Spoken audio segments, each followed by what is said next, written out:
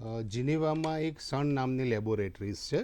જેની અંદર બધા વૈજ્ઞાનિકો કામ કરતા હોય છે અને દરેક વૈજ્ઞાનિક અને યુનિટને ટીમને એ પ્રમાણે અલગ અલગ ડેટા રહેતો હોય છે. આ ડેટા યુનિવર્સિટીઓ સાથે, સંશોધન સંસ્થાઓ સાથે, બધા સાથે સંકળાયેલો હોય છે અને દરેકને એને એસેસ કરવાની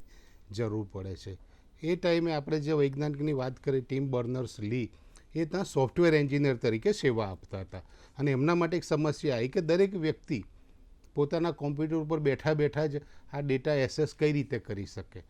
કારણ કે નેટવર્કને એ હતું, પણ એ નેટવર્કને કરવા માટે કે ડેટા ટ્રાન્સફર કરવા માટે કે એના માટે કોઈ સોફ્ટવેર કે એવા કોઈ પ્રોટોકોલ હતા નહીં.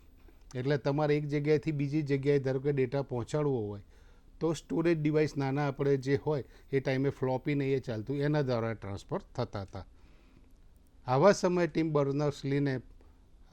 આ કામ સોંપવામાં આવ્યું કે તમે આ કામ કરો અને એકબીજા માટે કોમ્પ્યુટર સાથે જોડાઈ શકે.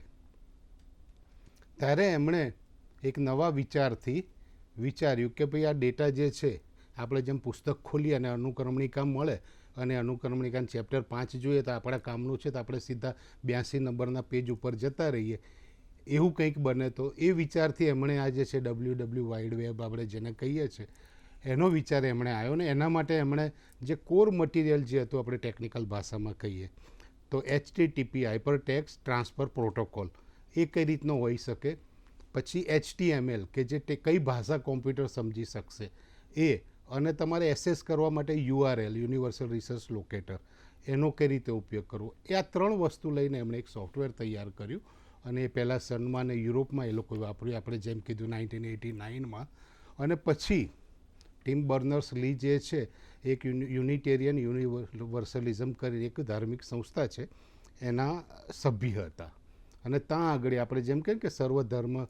સંભાવની જે ભાવના છે એવી એ લોકો એવું વિચારતા હતા કે આપણું આખું જે વિશ્વ છે, આપણે એક વિશ્વ નાગરિક છીએ, ત્યાં દેશની સીમાઓને એ બધું ભૂલી જવાની અને દરેક વ્યક્તિને કામ લાગે એવી કોઈ વસ્તુ કરવી જોઈએ. અને કોઈ પણ વ્યક્તિ હોય, આ ભાવનાથી ટીમ બર્નર્સ-લીએ જે પોતે જે શોધ કરી WWW જેને આપણે વર્લ્ડ વાઇડ વેબ કહીએ છીએ,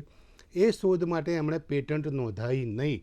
એના દ્વારા એ કરોડપતિ બની શકતા હતા, છતાં પણ એમણે આમ ના કર્યું અને માનવજાતની સેવા માટે એમણે આ પ્રથમ પગલું ભર્યું. એટલે હું તો ઘણીવાર માનું છું કે આ WWW જે છે આ ઇન્ટરનેટની કે આપણે જે ડિજિટલ દુનિયા કહીએ એને પ્રવેશવાનો પહેલો દરવાજો છે.